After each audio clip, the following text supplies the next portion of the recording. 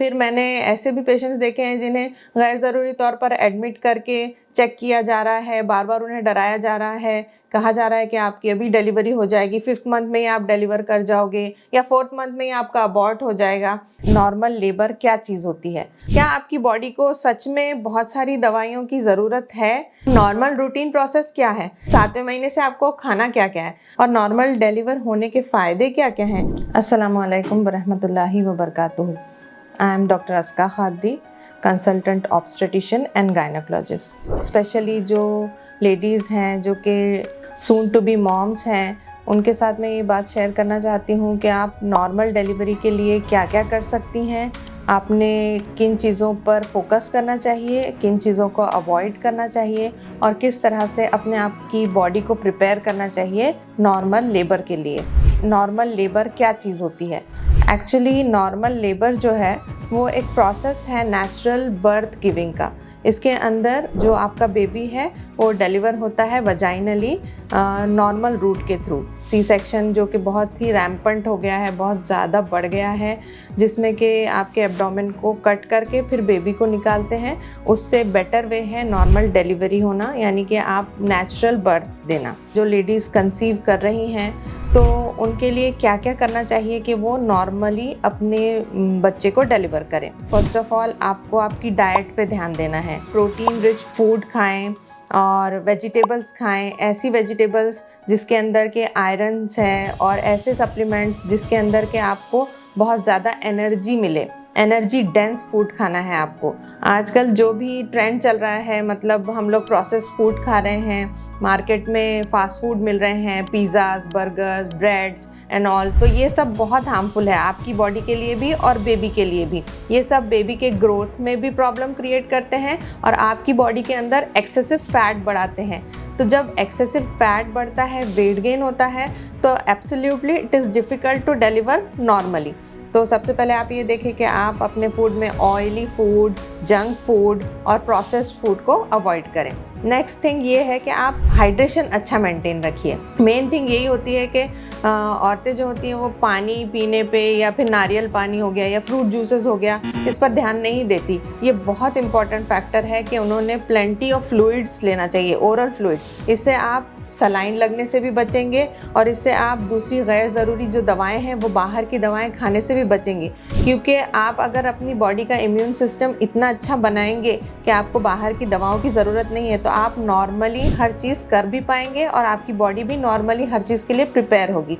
अब बहुत से पेशेंट्स मेरे पास आते हैं, वो सफ़र करते हैं डिफिशियंसी से या फिर बॉडी के अंदर कोई बॉडी पेन होता है या कुछ होता है, तो फिर वो डॉक्टर से कंसल्ट करते हैं। डॉक्टर्स उनको कहते हैं अभी तुम प्रेग्नेंट हो और तुम बिल्कुल कुछ भी काम मत करो और तुम बेड रेस्ट करो।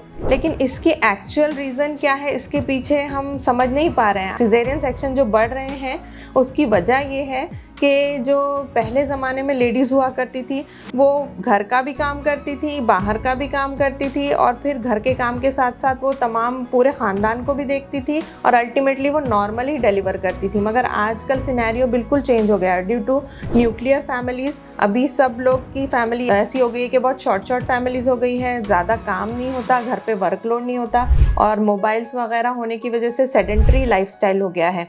तो इसकी वजह से ये हो रहा है उनकी exercise, normal activities, normal movements नहीं हो पा रही हैं, जिसकी वजह से उनकी बॉडी जो है वो स्टिफ होती जा रही है। और ये स्टिफ बॉडी की वजह से या बेड रेस्ट जो कह दिया जा रहा है डॉक्टर्स के थ्रू कि तुम रेस्ट करो और तुम्हें रेस्ट की ज़रूरत है, गैर ज़रूरी रेस्ट की एडवाइस की वजह से उनकी बॉडी प्रिपेयर नहीं कर पा रही है नॉर्मल लेबर के लिए। क्या आपकी बॉडी को सच में बहुत सारी दवाइयों की ज़रूरत है? जब कभी भी आपकी तबीयत ख़राब होती है या आपको कोई डिफिशियंसी डिजीज़ होती है या कोई प्रॉब्लम होती है, तो आपको सच में एडमिशन की ज़रूरत है क्या? हर महीने जब आप चेकअप को जाती हैं तो क्या आप जो ढेर सारी दवाओं की लिस्ट लेकर आती हैं, क्या वो खाना ज़रूरी है? तो इसका जवाब ये है कि बिल्कुल भी नहीं। आपको मिनिमम दवाएं खाना है, आपको आपके फूड पे ध्यान ज़्यादा देना है। आपको खाना क्या है? आयरन, कैल्शियम, प्रोटीन पाउडर, बस इतनी मेन रिक्वायर्ड जो है वो उतनी दवाएं लेना है। फिर मैंने ऐसे भी पेशेंट्स देखे हैं जिन्हें गैर ज़रूरी तौर पर एडमिट करके चेक किया जा रहा है, बार बार उन्हें डराया जा रहा है, कहा जा रहा है कि आपकी अभी डिलीवरी हो जाएगी, 5th मंथ में ही आप डिलीवर कर जाओगे या 4th मंथ में ही आपका अबॉर्ट हो जाएगा। अननेसेसरीली इन सब चीज़ों से पेशेंट डर जाता है। लेकिन आप ये चीज़ें ध्यान रखिए कि अगर आपकी शुरू से ब्लड रिपोर्ट्स नॉर्मल हैं, आपकी सोनोग्राफी की रिपोर्ट नॉर्मल है, आपको कोई भी प्रीवियस अबॉर्शन की हिस्ट्री नहीं है, या आपको डायबिटीज़, हाइपरटेंशन या फिर कोई किडनी डिजीज़ या लिवर डिजीज़ नहीं है, तो most probably you will land into normal labour if you go through a normal routine process. अब नॉर्मल रूटीन प्रोसेस क्या है?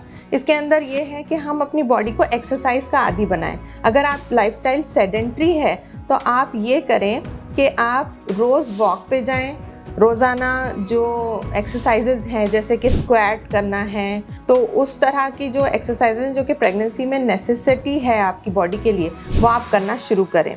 तीसरी चीज़ ये है कि 7th मंथ के बाद से जब भी मेरे पास पेशेंट आते हैं तो मैंने ये एडवाइस करती हूँ, जबकि उनके सारे रिपोर्ट्स नॉर्मल होते हैं, तो मैं उन्हें ये एडवाइस करती हूँ कि आप एक्सरसाइज अच्छी तरह से रिगरस एक्सरसाइज शुरू करें।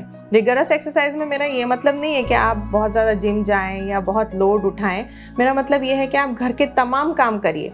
आप अगर घर के तमाम काम करती हैं और आधा घंटा वॉक भी करती हैं तो it is well and good for you. तो आपका नीचे की जो सर्विक्स है, जो कि यूट्रस का नीचे का हिस्सा होता है बच्चेदानी के मुंह की जगह, तो वो उसको प्रिपेयर होने में बहुत फ़ायदा होता है इसकी वजह से, और वो बच्चे को नीचे सरकने में हेल्प होती है। और जैसे जैसे बच्चे का सर नीचे आएगा और नीचे की जगह प्रिपेयर होगी आपकी बर्थ कैनाल, उस तरह आपको लेबर में भी आसानी होगी, आपकी थैली का मुँह खुलने में आसानी होगी और कुदरती दर्द आने में आसानी होगी। अब इसके लिए 7वें महीने से आपको खाना क्या क्या है? आपको दूध पीना है रोज़, आपको खजूर खाना है। आप डेली 3 खजूर, 2 खजूर या 1 खजूर जैसे भी होता है, आप रोज़ 1 खजूर खाइए, क्योंकि ये आपके लेबर को फासन करता है, हेल्प करता है और आपके अंदर आयरन के स्टोर्स को बढ़ाता है, आपके एचबी को बढ़ाता है। नेक्स्ट थिंग ये है कि आपके नीचे की जगह को, बर्थ कैनाल को बहुत स्मूथ करते हैं खजूर। दूसरी और एक चीज़ जो मैं हमेशा पेशेंट्स को एडवाइस करती हूँ वो है रोगन बादाम शीरीन का तेल, जो कि दूध में डाल के आपको पीना है 8वें महीने में या 9वें महीने में, जब भी आप स्टार्ट करें। You can start at any point. और नॉर्मल डिलीवर होने के फ़ायदे क्या क्या हैं? एक तो ये कि आप ऑपरेशन से बच जाते हैं, दूसरा ये कि ऑपरेशन की कॉम्प्लिकेशन से बच जाते हैं। जैसे ही आप डिलीवर करते हैं you can start walking and going here and all around, कुछ भी आप कर सकते हैं। और चौथा ये कि आपके लिए ये आसानी है कि आप बच्चे को किसी भी तरह से लें, उसे फीड करें, आपको किसी भी तरह का ब्लड लॉस ज़्यादा नहीं होता और आप बहुत जल्दी से जल्दी रिकवर होते हैं। और आखिर में ये कहना चाहूँगी, मेन जो पॉइंट है इस बात का कि जो नॉर्मल डिलीवरी है ये कोई मुश्किल चीज़ नहीं है, और जिस तरह से लोगों ने उसको एक हाइप दे दी है कि अब आप नॉर्मल नहीं हो सकते और बच्चा मर जाएगा, आपकी जान को ख़तरा हो जाएगा, ये सब जो बातें जो हैं उसको जहन से आप निकाल दीजिए। अनलेस एंड अनटिल कि ये प्रूव हो कि आपकी सोनोग्राफी की रिपोर्ट में कोई ख़राबी है या आपकी ब्लड रिपोर्ट्स में कोई मसला है, बच्चे का पैखाना वगैरह निकल जाता है पेट में और दर्द नहीं चालू होते हैं, या फिर आपकी अर्ली पानी छूट जाता है नीचे से, तो ये चीज़ें कुछ परेशान करने की जैसी हैं जिसके लिए इमीडिएट सेक्शन करना पड़ सकता है। अलबत्ता हर लड़की में ये सलाहियत अल्लाह ताला ने कुदरती तौर पर दी है कि वो लेबर के प्रोसेस को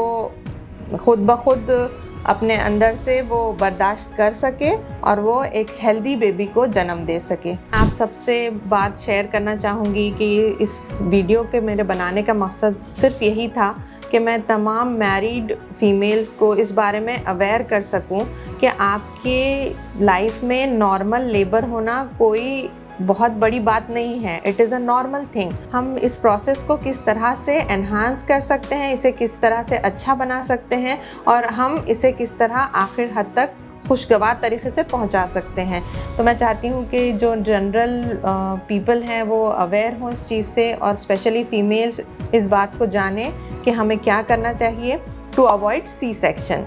अगर आप लोग चाहते हैं कि इस तरह के और इन्फॉर्मेटिव वीडियोज़ मैं आपसे शेयर करूं तो मुझे फॉलो कीजिए इस प्लेटफॉर्म पर। Thank you so much.